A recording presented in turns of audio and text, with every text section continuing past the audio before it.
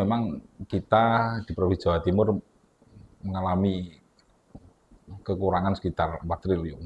Untuk bagaimana aset itu jangan dibiarkan nganggur tapi menghasilkan PAD, Pak.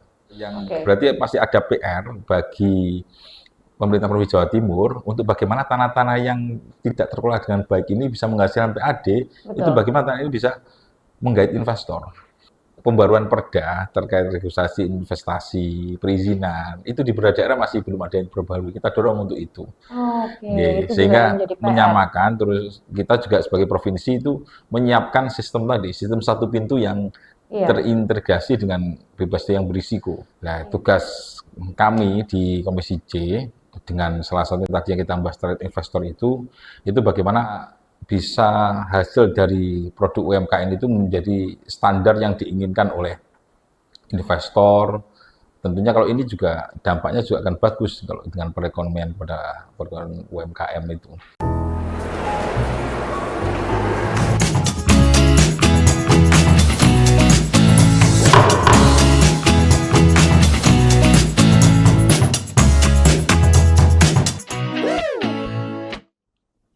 Assalamualaikum warahmatullahi wabarakatuh. Salam sejahtera untuk kita semua. Selamat datang di podcast DPRD Jawa Timur, Gus Sato, di kata mereka. Terima kasih, Mbak Ulia. Senang sekali akhirnya Gus Sato main-main ke sini, karena menjadwalkan jadwalnya beliau ini luar biasa susahnya. Enggak susah, karena jadwalnya lagi mencari pendamping hidup saya ini. Jadi aduh, Gus. Enggak susah juga, menyesuaikan. Temanya kita ganti itu aja, Gus, kalau gitu, Gus. Itu menarik, itu investasi itu. Investasi kehidupan. Oke, kali ini saya bersama dengan Bapak Ahmad Athoillah, MIP. Saya biasanya manggil Gus Sato, panggilan akrab teman-teman semua di sini adalah Gus Sato.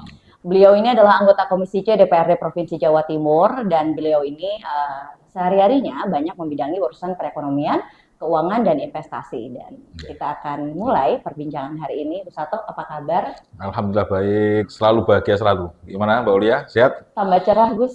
Oh iya, harus. Ada perawatan khusus? Tentu dong, biar mendekat yang ada jodoh itu. Kalau nggak ada yang mendekat. Ini aja sudah gini aja, belum aja mendekat. Nanti saya kasih tahu. Coba ya, carikan Mbak ya. Siap, berat juga tugasnya host ya. Kita akan bahas seputar, karena Komisi C ini kan bidangnya perekonomian, pendapatan, lalu juga BUMD, dan juga investasi di dalamnya. Kita akan bahas dulu di triwulan kedua 2025, di mana di ekonomi Jawa Timur ini tumbuh ya Gus ya, 5,23%. Alhamdulillah. Luar biasa. Ini harus kita apresiasi anggota Dewan ya. Terima apresiasi. Pemerintahan Provinsi Jawa Timur kita apresiasi ini. Iya, Gus, industri pengolahan dan jasanya kan menjadi penopang utama. Bagaimana DPRD melihat tren investasi di sektor ini? Apakah sudah merata di seluruh kabupaten kota? Kalau mendengar ini ya, mendengar pertumbuhan tadi itu hal yang kabar yang baik. Tapi kalau kita mau melihat secara spesifik, secara detail apa yang data terkait pertumbuhan ekonomi, itu masih terlihat terfokus pada wilayah-wilayah yang dekat dengan perkotaan, termasuk yang infrastrukturnya sudah ready ya, seperti di wilayah Surabaya, Sidoarjo, Gresik, itu banyak di wilayah itu. Sehingga masih belum ada pemerataan dengan daerah. Karena kalau Sidoarjo, Gresik, dan juga Surabaya, itu kan infrastrukturnya itu sudah mulai dari akses jalannya, pelabuhannya, itu kan yang memang dipilih oleh investor. Sehingga di daerah-daerah lain masih terjadi ketimpangan karena akses jalannya belum secara memadai, terutama listriknya itu juga masih belum juga secara mencukupi di beberapa di daerah, sehingga kita bisa melihat investor ini mesti tertarik di wilayah yang memang aksesnya itu mudah untuk terkait lalu lintas untuk usahanya itu. Ketimpangan memang masih banyak terjadi ya Gus ya. Gus ngapunten, jenengan dapil mana Gus? Saya dapil Jombang, Mojokerto. Jombang dan Mojokerto. Kalau Jombang dan Mojokerto Gus seperti apa? Kalau Jombang Mojokerto saat ini untuk terkait perkembangan investor masih terutama di Jombang sendiri ya. Di Jombang sendiri itu masih belum bisa menaikkan PAD. Masih banyak. Karena salah satunya terkait dengan akses jalannya. Infrastruktur Oke. jalannya Iya, betul. masih kurang lebar. Iya, Terus walaupun nggak terlalu jauh dengan tol yang di Jombang itu, betul. cuma infrastruktur menuju lokasi di bahasanya kalau kita di Tempat nggih, industrinya misalkan. utara Kalibrantas itu memang dipusatkan tata ruangnya untuk industri. Mhm, mhm. Nah, tapi ternyata di situ juga belum bisa berkembang untuk menggait investor masuk. Betul sekali. Padahal kalau kita bicara Jombang ini kan secara apa letak lokasi wilayah juga nggak terlalu jauh ya Gus ya dari Surabaya ya. Iya, Bukan yang jauh sekali gitu. bukan. Malah yang jauh sekali seperti Banyuwangi malah lebih tumbuh begitu Lebih daripada tumbuh. Jombang. Ya, karena berdekatan dengan pelabuhannya. Betul, Ada pelabuhan di menjadi sana. Kalau di Jombang pariwisata. nggak punya pelabuhan, nggak punya pantai. Aman tsunami. Kalau Mojokerto Gus, kalau Mojokerto gimana? Nah, kalau Mojokerto bisa relatif berkembang, terutama di wilayah industri di kawasan yang Ngoro. Iya, Kawasan Ngoro Mojokerto itu kan berdekatan dengan Sidoarjo ya. tempat Itu industri sudah memang tempat di sana industri ya, ya. sudah wilayah satelit yang ada di situ itu di wilayah Mojokerto itu relatif berkembang. Sebenarnya ada juga yang di Dawar Blandong yang rencana juga mau dipakai untuk wilayah industri juga itu masih sangat kurang aksesnya juga. Kendalanya akses infrastruktur jalannya. Oke. Listriknya karena di situ wilayah juga perhutanan, listriknya juga masih kurang. Ini tentunya menjadi tantangan tersendiri bagi pemerintah Provinsi Jawa Timur untuk meningkatkan PAD-nya untuk juga menjadi pemerataan perekonomian di Jawa Timur itu. Betul, dan tentunya juga menjadi tantangan jenengan ya Gus ya, karena itu wilayah jenengan, dapil jenengan begitu. Ini tantangan kami bersama di Provinsi Jawa Timur ini. Di awal tahun kemarin, di awal tahun tuh ada isu Gus bahwa Jawa Timur itu kehilangan sekitar 4 triliun kalau tidak salah ya untuk PAD-nya karena ada Yeah. perubahan aturan bagi hasil pajak. Apa yang Yeah. strategi apa yang dipersiapkan oleh Komisi C begitu untuk menutup kekurangan itu? Yeah.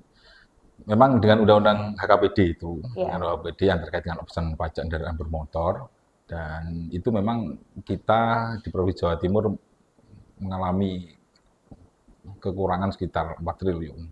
Ya. Kalau hanya fokus untuk mengejar PAD lewat pajak tidak berputar, tentunya sangat kurang dari tidak akan mencapai cukup 4 ya Gus triliun ya. cukup. Walaupun juga ditambahi dengan eh, taat pajak untuk mengejar taat pajak terkait dengan perbuatan sangat jauh dari cukup. Nah, sedangkan Jawa Timur sendiri punya aset, Betul, punya ribuan aset yang itu belum dikelola secara maksimal. secara maksimal. Kalau itu bisa dikerjasamakan, di KSP-kan, atau disewakan, tentunya itu menjadi pendapatan menjadi PAD bagi Betul. Jawa Timur. Ini yang potensi ini yang sebenarnya harusnya menjadi salah satu prioritas utama bagi pemerintah Provinsi Jawa Timur bagaimana aset-aset yang ribuan yang ada di Jawa Timur ini bisa dikelola dengan maksimal, jadi tidak menggantungkan terkait dengan pajak kendaraan bermotor dan distribusi aja. Betul Gus, aset-aset nganggur itu di Jawa Timur banyak banget loh Gus. Saya melihat ada mungkin kalau di wilayah Surabaya saja mungkin lebih dari puluhan begitu aset-aset nganggur yang artinya itu adalah bangunan yang berhenti mati begitu tidak digunakan. Padahal Ya, itu kan menjadi sumber PAD harusnya ya untuk iya, wilayah Jawa Timur sebagai pemasukannya. betul. Apakah tidak karena itu masuk ke wilayah Komisi C begitu apakah tidak ada sidak atau penertiban atau semacamnya Gus yang dilakukan oleh teman-teman Komisi C? Iya. Kami sebenarnya di Komisi C itu sangat concern terkait dengan kondisi yang ada, terutama dengan aset-aset yang nganggur di wilayah Jawa Timur.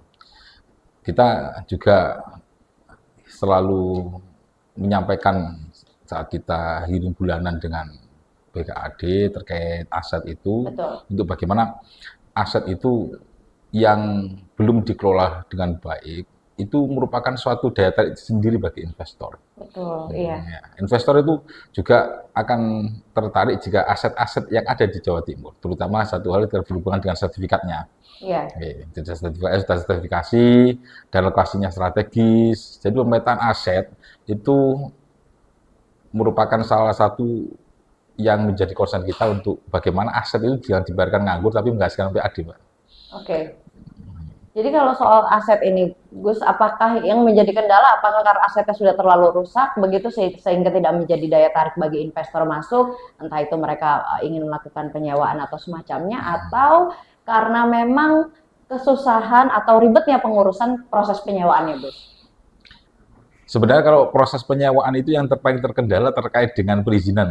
Perizinan itu memang ada masih terlalu masih bagi saya itu masih terlalu banyak proses prosedur yang harus dilewati. Oke. Dan ini yang menjadi dorongan kami yang harusnya terkait dengan perizinan yang ada itu kalau Harusnya bisa dipermudah. Bisa lebih dipermudah. Oke. Dengan mudah. Karena yang menjadi ribet biasanya karena tidak adanya integrasi antara dinas satu dengan dinas yang lain terkait berhubungan perizinan. Oke. Baik investor, aset itu berhubungan dengan perizinan, berhubungan dengan lingkungan. Perizinan bagaimana kalau itu menjadi suatu pabrik harus perizinan izin pabrik, terus amdalnya lingkungan. Itu kan koordinasi antar beberapa dinas. Jadi di kita itu ada DPMP, SDB itu yang terkait dengan investasi itu kan ya. Betul. Itu merupakan satu pintu. Jadi kita menginginkan bagaimana terkait dengan ISDM, dinas lingkungan, itu sistem perizinannya itu terintegrasi. Satu pintu begitu harusnya ya, Gus ya. Kalau nasional kan sudah OSS, ini OSS. Di kita itu juga ada namanya JOS. Ya, JOS itu, tapi biasanya masih lebih fokus pada di wilayah izin-izin yang belum pada mencakup antar dinas, belum terintegrasi. Jadi sistem satu pintunya ini adalah masih sistem satu pintu yang masih satu arah. JOS ini aplikasi. Iya, JOS. Yang di situ yang adalah OSS. Iya, itu di dalamnya dinas-dinas yang terlibat untuk proses perizinan ya. Artinya kan yang menjadi PR bagi Komisi C harusnya melakukan pemeriksaan juga terkait aplikasi ini, apakah maksimal atau mungkin ada kendala di proses ketika investor yang mengaplikasikan itu, Gus? Betul. Aplikasi yang ada di JOS itu kita minta untuk di-upgrade ya. Sistem yang ada itu di-upgrade menjadi satu pintu, benar-benar satu pintu bahwa adanya dengan dinas SDM, dengan dinas lingkungan, dengan berhubungan dengan perizinan, itu menjadi langsung satu di situ. Betul. Tidak setelah pengurusan JOS, terus nanti terkait perizinan mendatangi dinas SDM. Setelah itu untuk lingkungan, untuk terkait lingkungan, masih harus menunggu dinas lingkungan mendatangi lagi di lingkungan. Ini kan hal-hal yang berbeda dan lama. Betul. Dan juga aturan-aturan yang tumpang tindih itu kan masih ada juga. Ini juga merupakan salah satu tantangan. Jadi kita mengharapkan bagaimana ini mempermudah, tapi juga sesuai dengan aturan Perda RT RW tata ruangnya. Lingkungan harus juga lingkungan juga ada. Jadi investor itu sebenarnya kalau kita sebagai investor pasti akan melihat lokasinya ini memang sesuai enggak untuk saat saya menginvestorkan, umpamanya investor terkait berhubungan dengan pangan, untuk pangan. Ini gudang ini pas enggak infrastrukturnya? Apa jalannya itu lebih dekat dengan pelabuhan, infrastruktur jalannya itu bagus, masuk tol, pelabuhannya juga bagus. Sebelum itu perizinannya ini mudah enggak? Betul, Gus. Ya itu. Ya, kembali lagi kalau terkait dengan yang berhubungan dengan tanahnya, optimalisasi dari tanah provinsi, itu tentunya kan beberapa tanah yang sudah ada di sistem Poin Jatim itu kan ada di sana. Di sistem Poin Jatim itu sebenarnya investor itu bisa melihat, tapi saya lihat masih belum, harusnya selalu diperbarui terkait dengan bagaimana tanah lokasinya itu bisa menarik bagi investor. Terutama di situ kalau ada tanah provinsi itu pasti disewakan atau di KSP kan oleh investor, itu juga harus ada bisnis plan yang jelas. Iya, statusnya juga statusnya paling penting statusnya, Mbak. Iya, statusnya yang paling penting. Statusnya itu beberapa yang masih belum sertifikat memang. Belum sertifikat. Tapi milik Pemprov. Milik Pemprov. Jadi belum sertifikat. Tadi gue sempat menyinggung soal sistem Poin Jatim. Ini juga yang mau saya tanyakan. Pemerintah kan akhirnya meluncurkan aplikasi sistem Poin Jatim, Gus, untuk memetakan potensi investasi di tiap-tiap wilayah begitu. Kalau menurut jenengan, apakah itu sudah berjalan maksimal atau ternyata ini masih cukup banyak kekurangannya?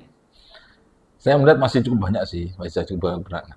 Cukup banyak kekurangan karena kalau kita melihat, kalau kita buka aja terkait dengan sistem Jatim itu, sistem Poin Jatim, itu memang ada titik yang di situ beberapa tawaran untuk beberapa tanah, beberapa yang bisa disewakan, yang sudah tersewakan atau tidak, tapi itu hanya sebagian kecil. Jadi sebenarnya masih banyak, belum seluruhnya. Berarti kan ada yang beberapa untuk beberapa tanah milik pemerintah Provinsi Jawa Timur yang belum teroptimal dengan sempurna. Okay. Jadi yang ditawarkan itu hal yang berarti masih ada PR bagi pemerintah Provinsi Jawa Timur untuk bagaimana tanah-tanah yang tidak terkelola dengan baik ini bisa menghasilkan PAD, itu bagaimana tanah ini bisa menggait investor. Padahal kalau melihat sistemnya kan ini sudah dikategorikan begitu, Gus. Jadi kategori untuk yang tanah wisata mana yang cocok, tanah industri, lalu mungkin tanah pertanian juga. Tapi ternyata belum keseluruhan, belum terupload di situ. Lebih menjelaskan pada apakah ini sudah merupakan tahapan sudah memiliki sertifikat. Itu masih belum penyamanan investor. Jadi kalau kita mau melihat sistem Jatim, itu ada beberapa yang tampaknya masih nampak di kemarin saya ngasih masukan untuk supaya bagaimana sistem poin Jatim itu lebih menarik. Kalau kita mau bahasanya itu ini, bahasanya kalau saya sampaikan itu bisa klasik. Kalau kita mau mempresentasikan untuk peluang bisnis, itu bagaimana tampilan itu menarik. Gitu. Iya, betul. Karena mesti kan harus menarik. Ya, ini kan tanpa ada ucapan, tapi bagi investor itu tertarik dengan itu. Itu harus, menurut saya itu harus kemarin saya dorong untuk rekomendasikan untuk diperbaiki. Itu sudah ada, sistem itu bagus. Bagi investor sudah bisa melihat, tapi bagaimana itu menjadi hal yang menarik. Contohnya ada satu titik tanah wisata yang ada di Wonosalam, contohnya. Itu akan menjadi peluang bisnis yang berupa bagi investor karena lokasinya ada penjelasan seperti detail. Izin terkait dengan tanahnya sudah bersertifikat. Ini di peluang investor, apalagi untuk mengembangkan mungkin wisata terkait wisata pertanian atau wisata untuk peternakan. Itu ada benar-benar itu, sehingga bisa menjelaskan bahwa investor itu tertarik dengan itu. Iya, dan lebih mudah investor untuk mencari sesuai dengan kebutuhan beliau begitu ya dalam mencari lokasi. Ya itu kurangnya salah satunya ada terkait memang kita yang merupakan mitra dari pemerintahan Provinsi Jawa Timur, kita DPRD memang salah satunya berhubungan dengan bagaimana terkait dengan mengupgrade untuk sistem data yang ada di Provinsi Jawa Timur. Ya, terutama terkait perangkat lunak atau perangkat kerasnya. Ya, kita sebagai DPRD Jawa Timur juga merasa ikut serta untuk mendorong penganggaran untuk supaya ada terkait dengan berhubungan dengan sistem mulai dari perangkat kerasnya, perangkat lunaknya, dan juga pelatihan untuk SDM yang ada di APD, serta juga terkait bagaimana bisa kerjasama dengan pihak swasta supaya bisa mengenalkan potensi-potensi yang ada di Jawa Timur, terutama dengan tanah-tanah dan bangunannya ada yang milik Provinsi Jawa Timur itu. Ya, betul sekali, Gus. Berarti artinya sistem poin Jatim ini masuk, walaupun ada keseluruhan, ada beberapa dinas yang berkoordinasi di dalam, tapi ini milik dinas DPM PTSP ya? Kalau si poin BPKAD terkait dengan aset, itu wilayah BPKAD. Oke, BPKAD. Pak Kadis, catatannya tolong dicatat Pak Kadis. Berikutnya Gus, tadi Gus juga sempat menyampaikan soal potensi-potensi investor begitu yang ada di wilayah Jawa Timur, termasuk kita juga melihat di sini ada komoditas ekspor Jawa Timur hari ini. Itu kan ada perhiasan, lalu juga ada beberapa barang-barang kimia, lalu yang paling besar ada produk pangan. Dari ketiga sektor itu, Gus, atau mungkin ada sektor-sektor lain yang jenengan lebih tahu, apa sektor yang paling menjanjikan ke depannya saat ini? Sektor yang sebenarnya sebetulnya paling menjanjikan yang ada di Jawa Timur, kita itu seperti pangan itu sebenarnya menjanjikan. Seperti pangan itu menjanjikan, terutama dengan yang berhubungan dengan tadi yang sebutkan kimia, perhiasan, itu juga menjanjikan. Tapi sementara saat ini kita hanya pada produksi mentahnya ya, belum diolah jadi ya. Kalau mentah kan murah. Murah, Gus, betul. Kalau itu menjadi suatu produk jadi, tentu nilai berlipat. Kenapa kita kesusahan untuk membuat itu menjadi barang jadi gitu? Ini salah satunya terkait bagaimana kalau kerjasama dengan investor. Itu adalah bagaimana kerjasama itu saling menguntungkan. Saling menguntungkan, terutama dengan terkait dengan kalau modal yang ada terkait dengan modal mesin jadi, itu kan biasanya investor juga biasanya banyak kita dari luar negeri. Untuk ya, tentunya itu juga harus ada transfer ilmu terkait dengan peningkatan untuk mesin itu. Bagaimana alat mesin, spare part-nya juga nanti bisa di Jawa Timur. Juga terkait dengan peningkatan SDM tenaga yang ada di lokal sendiri, bagaimana itu juga menjadi ada transfer ilmu, saling transfer ilmu antara Kita investor yang kesusahan jual. untuk ada di titik itu, Gus. Harusnya kan tidak ya melihat, maksudnya kalau untuk pelatihan atau pengadaan mesin harusnya kita mampu. Iya. Kalau pengadaan mesin mungkin mampu, tapi pengadaan mesin biasanya tetap dari luar negeri. Oke. Jadi mesin-mesin yang ada dalam pengolahan-pengolahan yang ada di seperti pengolahan pangan, pengolahan perhiasan itu masih banyak yang dari luar negeri. Oke.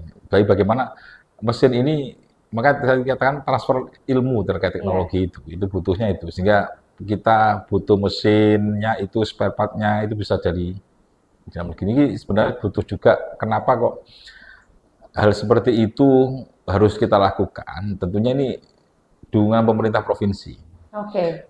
Karena yang berhubungan dengan investor luar negeri, kerjasama yang akan menginvestasikan di dalam negeri, itu tentunya kan ada regulasi, ada kesepakatan antar government dan juga swasta investor itu. Ya, tentunya ada beberapa kisi-kisi yang kita dorong pemerintah untuk, selain infrastruktur yang kita sebutkan tadi, juga bagaimana investor itu juga mentransfer ilmu teknologinya. Juga bagaimana mengajari dari pekerja-pekerja yang ada lokal, meningkatkan kapasitasnya di bidang lokal. Itu juga harus warga lokal begitu juga. Tidak semuanya harus dari luar negeri investor yang dari luar negeri. Itu kisi-kisi itu harus juga dihadirnya pemerintah yang ada di situ. Jadi kita mengharapkan pemerintah Provinsi Jawa Timur juga terkait bagaimana kalau terkait investasi itu win-win solution. Betul.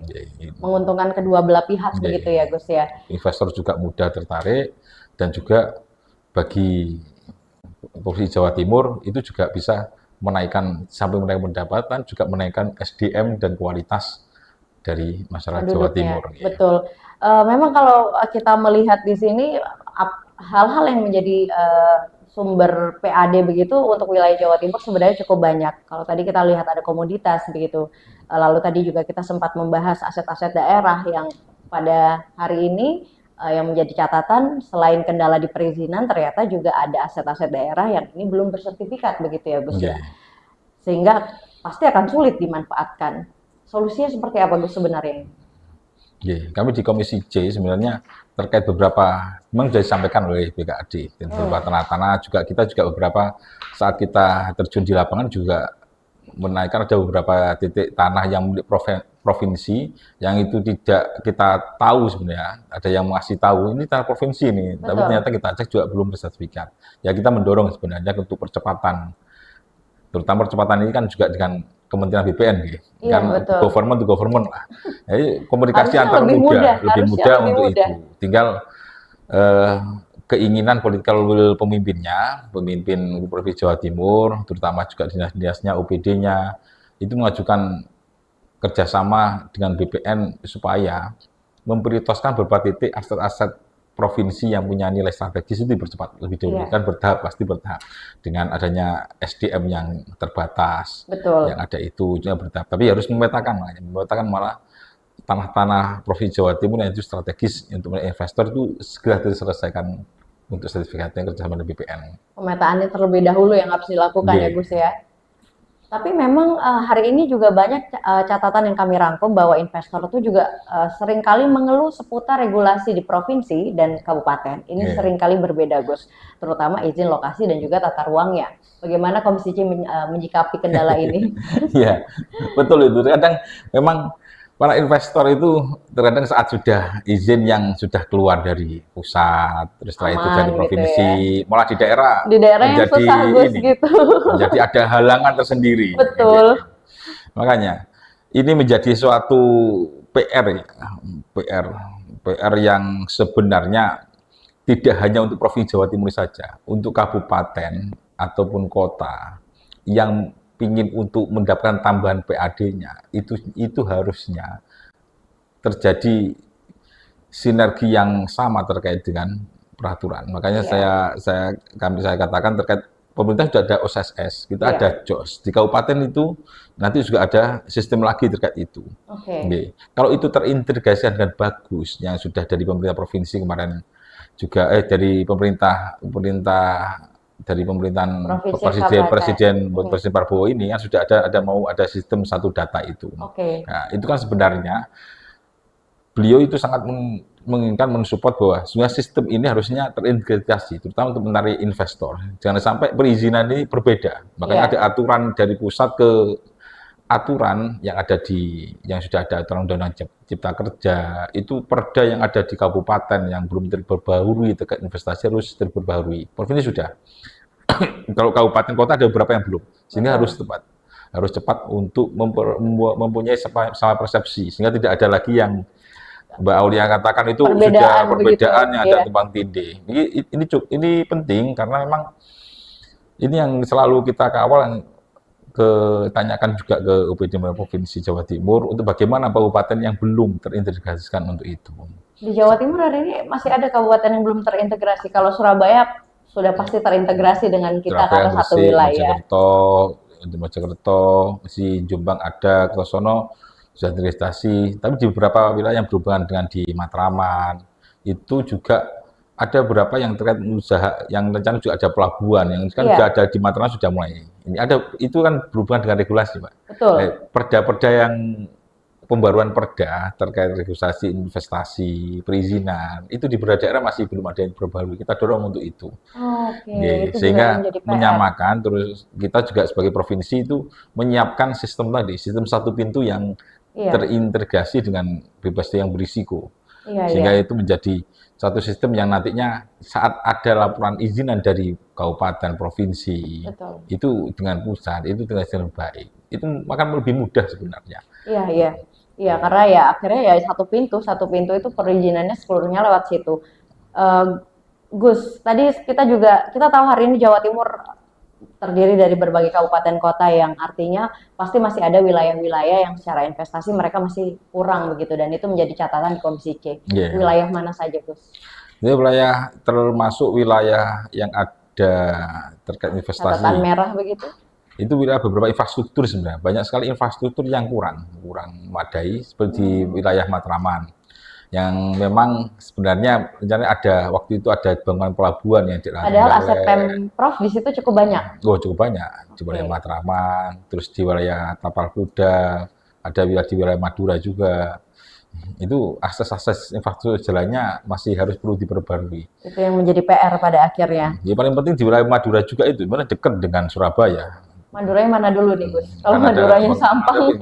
Kan di wilayah pada posisi banyak sekali potensi wilayah seperti kan Madura itu kan termasuk baku emas nih, Pak. Baku emas itu infrastruktur yang ada itu juga menuju ke sana. Kalau kita jalan ke sana kan juga infrastrukturnya sangat kurang itu. Dan perjalanan terus penerangan listriknya juga kurang. Gitu, itu kan agak repot itu. Itu harus diperbaiki sebenarnya. Dan itu kenapa kok investor masih kurang berminat di wilayah itu. Salah satunya seperti itu. Ya kita lihat setelah keluar dari Suramadu, coba dilihat terkait dengan beberapa itu masih belum, padahal itu lebih dekat dibandingkan dengan yang ada di Mojokerto atau Kertosono. Jadi potensi itu sebenarnya salah satu menjadi yang fokus kita adalah bagaimana infrastruktur yang ada di wilayah-wilayah kabupaten yang belum mengalami pemerataan untuk pengembangan PAD-nya, infrastrukturnya itu salah satunya paling kita adalah infrastruktur. Karena seperti bagaimana orang ketika membangun kafe begitu, ketika kafenya bagus pasti yang datang banyak begitu ya, Gus ya. Menarik. Pasti harus mengeluarkan uang dulu untuk mendatangkan pengunjung, sama seperti sistem pasar investor begitu, harus perbaiki jalannya, perbaiki wilayahnya, pasti investor akan masuk begitu ya, Gus ya. Peran UMKM, Gus, dalam ekosistem investasi di Jawa Timur sebesar apa hari ini?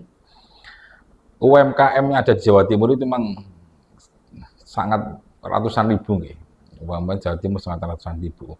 Tapi tidak semua UMKM itu bisa bekerja sama dengan perusahaan-perusahaan atau bisa menarik investor. Iya, betul. Walaupun UMKM memang kita tahu bahwa UMKM bisa mempunyai banyak pekerja dari situ, kan mencari pekerjaan lokal. Nah, tugas kami di Komisi C dengan salah satu tadi yang kita bahas terkait investor itu bagaimana Provinsi Jawa Timur itu mendampingi UMKM itu supaya bisa naik kelas, terutama terkait dengan bagaimana bisa hasil dari produk UMKM itu menjadi standar yang diinginkan oleh investor.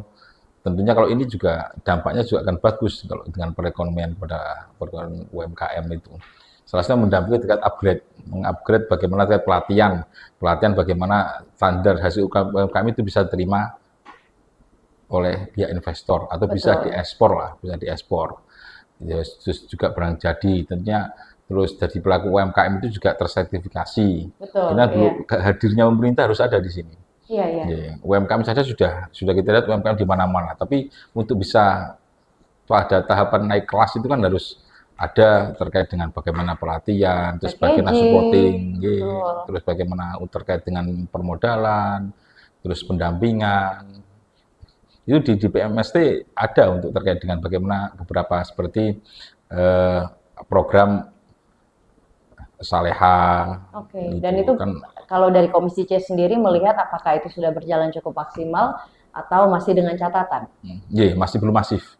Belum masif. Kalau Saleha itu terkait dengan itu jemput bola ke beberapa daerah untuk menggait investor, mengenalkan investor dengan UMKM. Itu hanya sebatas itu. Tapi kenapa belum masif? Itu tidak hanya bisa berhenti terkait dengan seremonial pertemuan antara UMKM dan JIA, tapi bagaimana UMKM dulu ini didampingi untuk bisa mencapai standar yang sesuai dengan investor. Itu karena sebenarnya memang UMKM itu perlunya adalah pendampingan. Ini menjadi catatan Budiah tentunya, Kepala Dinas DPMPTSP. Termasuk dari Dinas UMKM juga. UMKM juga menjadi catatan itu bagaimana. Dinas Koperasi dan UMKM Dinas Koperasi UMKM menjadi catatan itu. Oke. Waktunya sudah hampir habis. Pertanyaan terakhir, Gus. Investasi ini kan seringkali memang kadang-kadang menimbulkan kekhawatiran. Siapa yang tidak khawatir, Gus? Yang namanya orang berinvestasi, mengeluarkan uang, begitu pasti ada kekhawatiran. Apakah investasi ini memberi manfaat atau justru merugikan lingkungan? Itu yang paling sering. Karena tadi kalau jenengan sempat sampaikan, yang paling sering menjadi catatan adalah terkait dengan perizinan lingkungan. Bagaimana DPRD memastikan investasi yang masuk ini bisa tetap sehat dan dalam pantauan begitu? Ya, tentunya memang biasanya yang agak lama terkait dengan AMDAL yang menjadi momok untuk investor, biasanya itu terkait dengan perubahan lingkungan. Iya, betul. Tapi hal seperti itu sebenarnya memang harus penting. Makanya pemperbaikan terkait dengan perda, pemetaan terkait tata ruang wilayah, titik-titik yang memang itu menjadi tata ruang yang berhubungan dengan bisa dipakai untuk investasi dan lingkungan aman, ini juga harus menjadi prioritas utama juga bagi pemerintah Provinsi Jawa Timur untuk bagaimana investor itu tidak terkendala berhubungan dengan lingkungan. Jadi lokasi tempat seperti yang Mbak tadi sampaikan memang butuh untuk effort yang lebih. Betul. Tapi itu juga akan bisa menghasilkan kepercayaan bagi investor untuk masuk ke Jawa Timur dan bisa menambah PAD, terus mengangkat ekonomi masyarakat sekitar. Di samping sinerginya ini juga berkolaborasi dengan UMKM yang didampingi untuk bisa naik kelas dari mulai bawah sampai ini. Sehingga kalau terkait lingkungan sendiri itu tidak menjadi momok lagi. Kalau memang sudah disiapkan terkait bagaimana terkait berhubungan dengan tata ruangnya itu yang jelas, itu tidak menjadi momok. Karena tata ruangnya belum jelas, kadang-kadang berubah-berubah sesuai kepentingan, itu kan tidak akan membuat investor tertarik. Malah akan bisa investor itu bisa nyari wilayah lain gitu ya, Gus ya. Terima kasih banyak Gus Sato sudah berdiskusi bersama dengan kami. Saya merangkum beberapa catatan, artinya ini perlu ada sinergitas satu pintu begitu. Karena kalau di BPKAD mereka memiliki lahan, di DPMPTSP mereka mampu untuk melakukan pelatihan dan juga pengawasan investor. Artinya harus terlibat seluruh dinas yang memang mereka ini berkolaborasi untuk menciptakan investasi yang sehat dan ketertarikan investor untuk masuk ke wilayah Jawa Timur dan pada akhirnya meningkatkan PAD wilayah Jawa Timur. Dan kesejahteraan masyarakat Jawa Timur. Itu yang paling penting. Itu paling penting, Gus. Kesejahteraan masyarakat Jawa Timur. Gus Sato, terima kasih banyak. Sama-sama, Mbak Ulia. Sehat-sehat selalu, Gus Sato. Sehat-sehat, tentunya bahagia selalu. Bahagia selalu. Saya doakan. Bahagia, hutang lunas. Segera dapat jodoh. Amin, amin. Gus Sato, terima kasih amin. banyak. Terima kasih Mbak Musia. Pemirsa, terima kasih banyak telah menyaksikan tayangan kata mereka. Semoga banyak informasi yang Anda terima. Wabillahi taufiq wal hidayah. Wassalamualaikum warahmatullahi wabarakatuh. Waalaikumsalam warahmatullahi wabarakatuh.